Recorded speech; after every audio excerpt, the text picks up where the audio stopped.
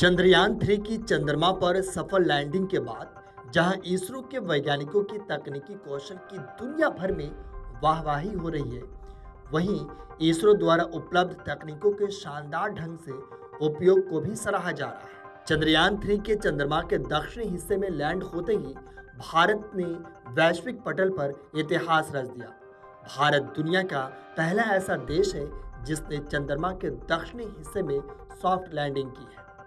पूरी दुनिया से भारत को इस कामयाबी के लिए बधाई संदेश मिल रहे हैं। अब राष्ट्रीय स्वयंसेवक संघ यानी आरएसएस के प्रमुख मोहन भागवत ने भी चंद्रयान 3 की सफलता पर संदेश जारी किया है। संघ प्रमुख मोहन भागवत ने कहा, अभी तक चंद्रमा के दक्षिणी ध्रुव पर कोई नहीं उतरा था। हमारे वैज्ञानिकों ने लंबे परिश्रम के बाद वहां उतरने का पहला मान प्राप्त किया है। संपूर्ण देश के लिए ही नहीं, सारे विश्व के मानवता के लिए। उन्होंने कहा कि भारत संपूर्ण विश्व को भौतिक और आध्यात्मिक प्रगति की राह पर अग्रसर करेगा। वसुधैव कुटुंबकम की सारे विश्व को अपने स्नेह से आलोड़ित करने वाली अपनी दृष्टि को लेकर भारत अब शांति और समृद्धि विश्व को प्रदान करने वाला भारत बनने की दिशा में अग्रसर हुआ है। इसका प्रतीक आज का हम सबके आनंद का एक क्षण है।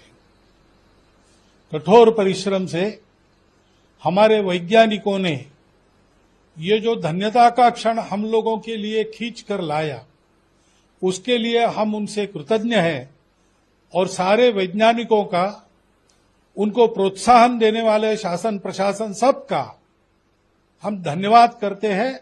हम उन सबका अभिनंदन करते हैं।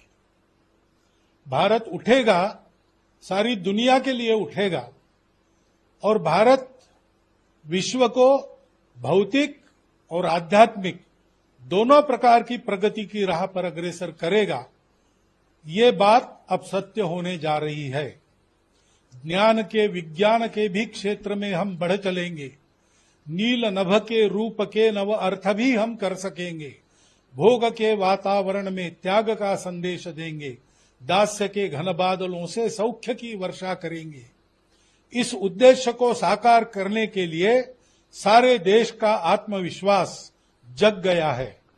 स्वतंत्रता के अमृत महोत्सव में यह एक वास्तविक अमृत वर्षा करने वाला क्षण हम सब लोगों ने अपनी आंखों से देखा है। इसलिए हम धन्य हैं। अब हम अपने कर्तव्य के लिए जागे और आगे बढ़े, इसकी आवश्यकता है। आगे बढ़ने के लिए आवश्यक सामर्थ्य, आवश्यक कला कौशल, आवश्यक दृष्टि, सब कुछ हमारे पास है। आपको बता दें कि मून पर लैंड करना ही मकसद नहीं था, वहां से डेटा इकट्ठा करना भी काफी जरूरी है। लैंडर और रोवर के पास सिर्फ 14 दिन है, लेकिन एक बात समझ नहीं है, आखिर 14 दिन ही क्यों? क्योंकि इतने दिन ही चांद पर दिन रहेगा, उसके बाद रात होनी शुरू हो जाएगी। वे वहां का एक दिन है। लैंडर और रोवर दोनों सोलर पावर से काम करते हैं। इसके लिए उन्हें दिन की रोशनी में भी सारा डेटा इकट्ठा करना होगा। दरअसल असली काम लैंडर का ही है, लेकिन वो जहां लैंड करेगा वहां से हिलेगा नहीं। रोवर प्रज्ञान लैंडर विक्रम से अलग होकर आगे की तरफ बढ़ेगा। जहां जहां से वो गुजरेगा, डेटा इकट्ठा करके लैंडर को ही बताएगा। मतलब दोनों आपस में बात करेगा।